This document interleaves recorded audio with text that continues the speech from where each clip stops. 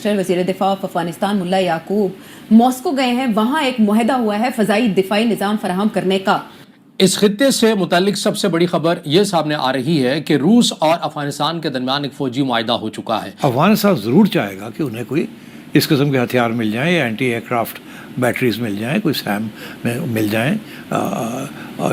S-400, S-300। और इसमें आप इंडियन फैक्टर कारफरमा नहीं समझते मुल्ला मुत्तकी के इंडिया के दौरे। और कहीं ना कहीं चीन भी इसका खैर मकदम कर रहा है। अलबत्ता पाकिस्तान से मुतल्लिक ये कहा जा सकता है कि इस पर कंसर्न है, तशवीश का इजहार है। नाज़रीन, अफगानी वजीर दिफा ने मॉस्को में खड़े होकर रूस के साथ दिफाई डील करके पाकिस्तान को धमकी डाली। रूस चाहेगा कि जब अफगानिस्तान की तरफ से पाकिस्तान के ऊपर हमले हों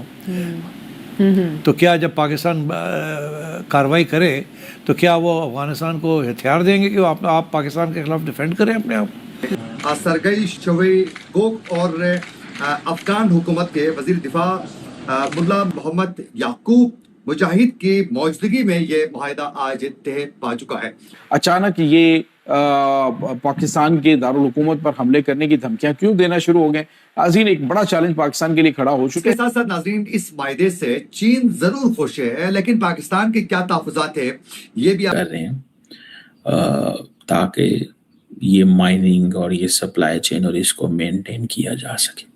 आप लोगों को बताएंगे। और अब पाकिस्तान की मुश्किलात में कैसे इजाफा हो सकता है। रूस ये समझता है अफगानिस्तान को जहां जहां पर मुश्किलात आ रही हैं हम उन मुश्किलात को एड्रेस करें और उनकी मुश्किलात को दूर। लेकिन सबसे बड़ी खबर ये सामने आ रही है कि रूस और अफगानिस्तान के दरमियान एक फ़ौजी मुआहदा हो चुका है और कहीं ना कहीं चीन भी इसका खैर मकदम कर रहा है। अलबत्ता पाकिस्तान से मुतल्लिक ये कहा जा सकता है कि इस पर कंसर्न है, तशवीश का इजहार है। सबसे पहले हम ये देख रहे थे, मुशाहिदा कर रहे थे कि एक समिट, एक इजलास अपनी नौयत का पहली बार मॉस्को रीजन के अंदर हो रहा था, तो लिहाजा हमने ज़रूरी से ये समझा कि इंतज़ार किया जाए जब ये समिट या ये इजलास मुकम्मल हो जाए तो उसका कुछ ना कुछ इब्तदाई चेहरा हमारे सामने आएगा एलामिया की सूरत में। उसके बाद ही देख सकेंगे कि आखिर रशिया को ऐसे इजलास की पहली बार ज़रूरत क्यों पेश आई है जिसके अंदर 120 ममालिक के नुमाइंदे शरीक हैं और ख़ुसूसी तौर पर अफ़गानिस्तान के नायब वज़ीर-ए-आज़म और उनके वज़ीर दिफा मुल्ला याकूब वो भी रशिया के अंदर मौजूद सरकारी दौरे पर होते हैं।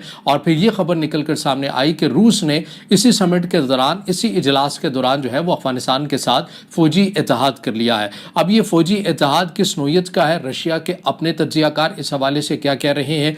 इसके ऊपर भी हम बात करते हैं।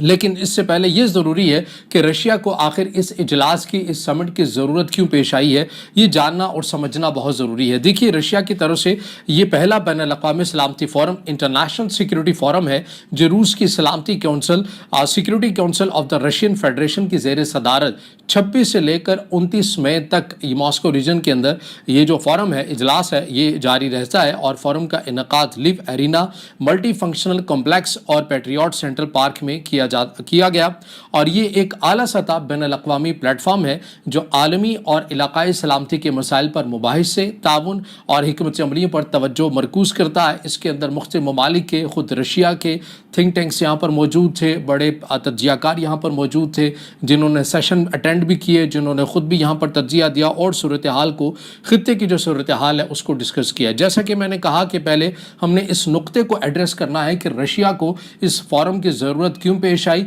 और रशिया ने अफ़गानिस्तान के साथ अपने ताल्लुकात क्यों बढ़ा रहा है। देखिए, रशिया का जो सबसे मेनली कंसर्न है, जो इस वक्त तेज़ी के साथ रशिया के अंदर तशवीश पाई जाती है, वो ये है कि अफ़गानिस्तान के ऊपर चूँकि अमेरिका की तरफ से पाबंदियाँ हैं, मगरबी दुनिया की तरफ से पाबंदियाँ हैं और अफ़गानिस्तान के अंदर जो सियासी एक सेटअप है जिसे रशिया सरकारी सतह के ऊपर तस्लीम भी करका, ना ही वो सियासी लिहाज से मजबूत है और ना ही वो इक़्तिसादी लिहाज से मजबूत है और ना ही वो सिक्योरिटी के नुक्ते नज़र से मजबूत है। इस चीज़ को देखते हुए रशिया को जो अफ़गानिस्तान को देखने का लेंस है, तरीक़ाकार है, वो ये है कि बजाय कि हम अफ़गानिस्तान को बिल्कुल कट ऑफ कर दें, उनके साथ ताल्लुकात को मुनक़ता कर दें, अब इन तमाम तर चीज़ों को देखते हुए रशिया अपने तरीक़ाकार को, अपनी हिकमत अमली को इस खित्ते को लेकर तब्दील कर रहा है। रूस ये समझता है کہ ہمیں سینٹرل ایشیا کے ساتھ، وسطی ایشیا کے ساتھ ان کے تعلقات پہلے ہی اچھے ہیں، ان کے ساتھ اور افغانستان کو بھی اس کے اندر شامل کر لیا جائے، اور افغانستان کو جہاں جہاں پر مشکلات آ رہی ہیں ہم ان مشکلات کو ایڈریس کریں اور ان کی مشکلات کو دور کریں اور انہیں اعتماد میں لیں۔ اور یہ وہ وجہ ہے کہ اسی جو فورم کے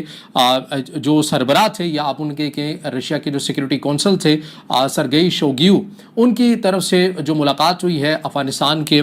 نائب وزیر اعظم اور وزیر دفاع ملا یعقوب سے، باقاعدہ طور کے اوپر رشیا اور افغانستان کا فوجی اتحاد اس حوالے سے طے پایا ہے۔ اب یہ فوجی اتحاد، اس کی نوعیت کیا ہے یہ سمجھنا بھی بہت ضروری ہے، کیونکہ بعض جو مغربی میڈیا ہے وہ یہ رپورٹ کر رہا ہے کہ اسی طرح کا معاہدہ جو ہے رشیا اور شمالی کوریا کے درمیان بھی 2024 میں ہوا تھا۔ ناظرین، روس اور افغان طالبان کے درمیان ایک اہم دفاعی معاہدہ ہو چکا ہے، لیکن ابھی تک اس دفاعی معاہدے کی کوئی تفصیلات سامنے نہیں آئی ہے۔ لیکن آج کے پروگرام میں ہم آپ لوگوں کو یہ بتائیں گے کہ افغان طالبان نے روس کو کون سی بات روس سے منوانے میں وہ کامیاب ہو چکے ہیں، اور روس نے یہ معاہدہ کیوں کیا ہے، یہ بھی اہم انفارمیشن ہے جو آج کے پروگرام میں آپ کے سامنے رکھنی ہے۔ اس کے ساتھ ساتھ ناظرین، اس معاہدے سے چین ضرور خوش ہے، لیکن پاکستان کے کیا تحفظات ہیں یہ بھی آپ لوگوں کو بتائیں گے، اور اب پاکستان کی مشکلات میں کیسے اضافہ ہو سکتا ہے اس کی بھی تفصیلات آج کے پروگرام میں آپ کے سامنے رکھیں گے۔ ناظرین، آپ لوگوں کو معلوم ہے کہ کچھ عرصہ پہلے روس کے پریزیڈنٹ ولادیمیر پوٹن کی جانب سے واضح الفاظ میں کہا گیا تھا کہ ہم بہت جلد افغانستان میں موجود افغان طالبان کی جو حکومت ہے